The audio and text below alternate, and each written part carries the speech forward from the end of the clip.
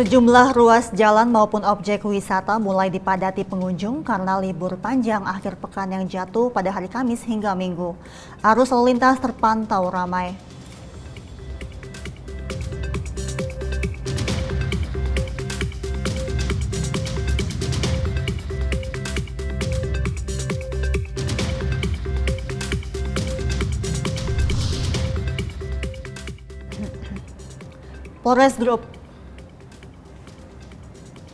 Polres Grobogan Polda Jawa Tengah melakukan berbagai upaya penanganan dampak bencana banjir di wilayah Kabupaten Grobogan. Salah satunya dengan mendirikan dapur umum.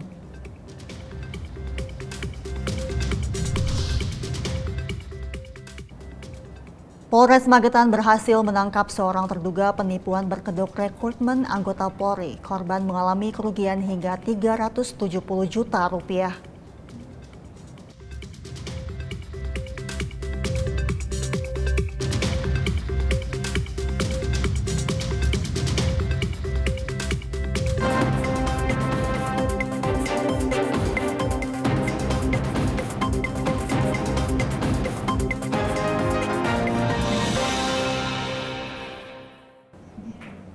Selamat sore pemirsa, Presisi Utama kembali hadir edisi Kamis 8 Februari 2024. Seperti biasa, selain 3 berita utama tadi, selama 1 jam ke depan kami juga telah menyiapkan sejumlah informasi terkini lainnya. Bersama saya Mentari Detanzil, inilah Presisi Utama selengkapnya.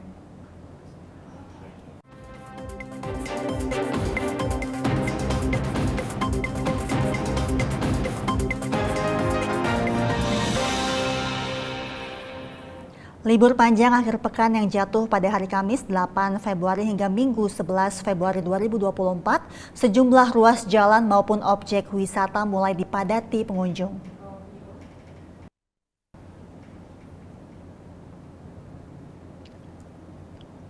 Libur panjang menjadi momentum yang dimanfaatkan masyarakat untuk bepergian ataupun berwisata. Di salah satu kawasan wisata di Jakarta Selatan, tepatnya di Kebun Binatang Ragunan, arus lalu lintas terpantau ramai. Sejumlah kendaraan baik roda 2 maupun roda 4 nampak memenuhi ruas jalan di Simpang Simatupang. Masyarakat yang hendak keluar rumah dihimbau untuk taat mengikuti aturan yang berlaku.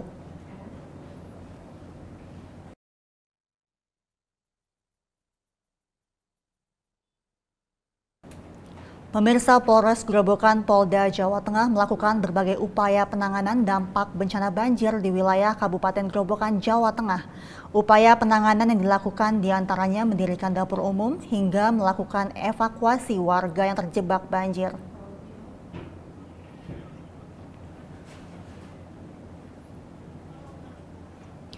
Petugas gabungan dari TNI, Polri, dan BPBD Grobogan melakukan berbagai upaya penanganan dampak dan korban bencana banjir di wilayah Kabupaten Grobogan, Jawa Tengah. Tim gabungan mendirikan dapur umum di wilayah Kecamatan Grobogan, Kabupaten Grobogan. Dari dapur umum kemudian makanan dibagikan kepada seluruh warga terdampak bencana banjir. Kapolres Grobogan AKBP Dedi Anung Kurniawan melalui Kasih Humas Polres Grobogan Ibda Teddy mengatakan upaya yang dilakukan tersebut sebagai wujud kehadiran Polri di tengah masyarakat. Selain mendirikan dapur umum, Polres Grobogan juga melakukan evakuasi terhadap warga, diantaranya dilakukan saat mendapati informasi adanya seorang lansia di wilayah Kecamatan Gubuk, Kabupaten Grobogan yang rumahnya dikepung banjir setinggi 1 meter. Ada juga upaya evakuasi terhadap wanita hamil yang terjebak banjir di dalam rumah. Hal tersebut terjadi di wilayah Kecamatan Purwodadi, Kabupaten Grobogan. Warga yang dievakuasi tersebut dipindahkan ke tempat yang lebih aman dan sebanyak 12 kecamatan di wilayah Kabupaten Grobogan saat ini terdampak bencana banjir akibat hujan deras serta luapan air sungai. Terkait dengan bencana banjir, jajaran Polres Grobogan dan Polsek Jajaran telah melaksanakan kegiatan-kegiatan yaitu berupa penggelaran dapur umum untuk warga terdampak banjir yang dibantu oleh Bayangkari dan pemerintah desa setempat. Kemudian dari Sat Sabara dan BPBD melaksanakan kegiatan evakuasi kepada masyarakat yang masih mungkin terjebak banjir dan kemudian dibawa kepada aman. Kegiatan ini bertujuan untuk memberikan rasa aman, rasa nyaman, dan wujud polisi hadir dalam hal kemanusiaan. Kapolres Tulungagung AKBP Teku Arsya Kadafi meresmikan pembangunan ruang TK Kemala Bayangkari 49 Tulungagung di Desa Kaliwungu Ngunut, Tulungagung, Jawa Timur. Fasilitas pendidikan yang layak dan tenaga pendidik yang handal akan menuju Indonesia Emas di tahun 2045.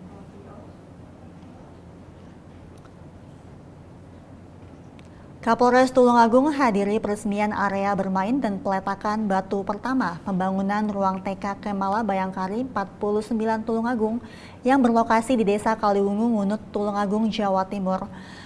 Kegiatan ini dihadiri oleh Kapolres Tulungagung AKBP Teku Arsya Kadafi, Kepala Dinas Pendidikan Kabupaten Tulungagung Rahadi Puspita Bintara, dan pengurus Yayasan Kemala Bayangkari Cabang Tulungagung. Dalam sambutannya, Kepala Dinas Pendidikan Kabupaten Tulungagung Rahadi Puspita Bintara mengatakan bahwa masa keemasan anak-anak adalah usia 0 hingga 6 tahun dalam proses perkembangan otak. Sementara Kapolres Tulungagung mengatakan fasilitas pendidikan yang layak dengan metode pengajaran yang tepat dan tenaga pendidik yang handal akan menuju Indonesia Emas di tahun 2045.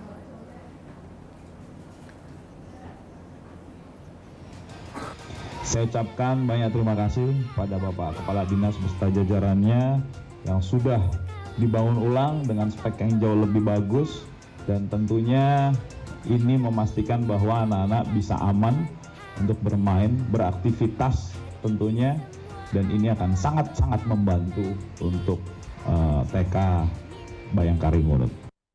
Pemirsa, Barreskrim Polri melalui Satgas Penanggulangan Penyalahgunaan dan Peredaran Gelap Narkoba menggelar konferensi pers pengungkapan tindak pidana narkoba dari September 2023 sampai Februari 2024 dengan total tersangka 17.707 orang.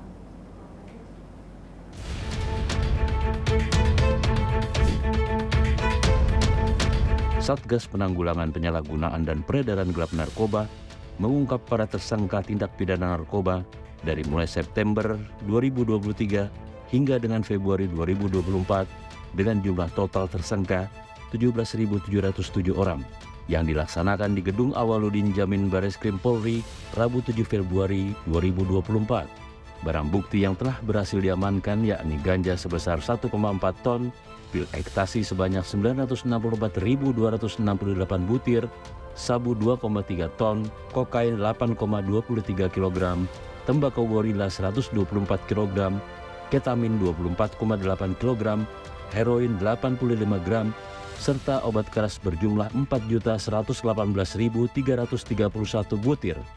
Dapat kami sampaikan bahwa selama periode tersebut, Satgas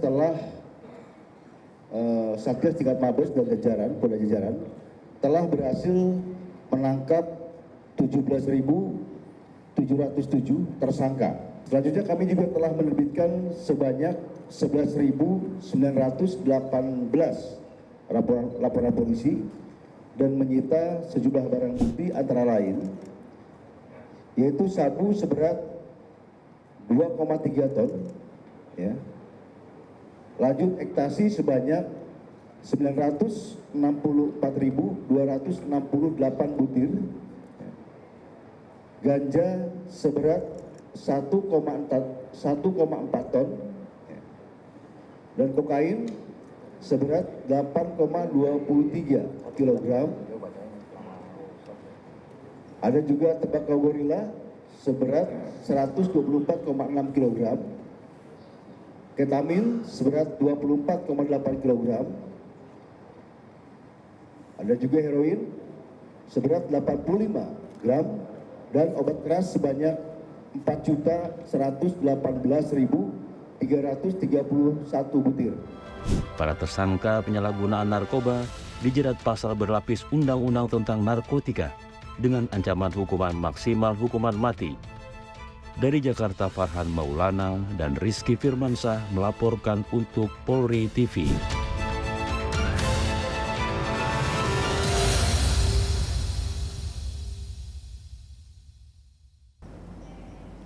Tetaplah bersama kami pemirsa, Presisi Utama akan segera kembali.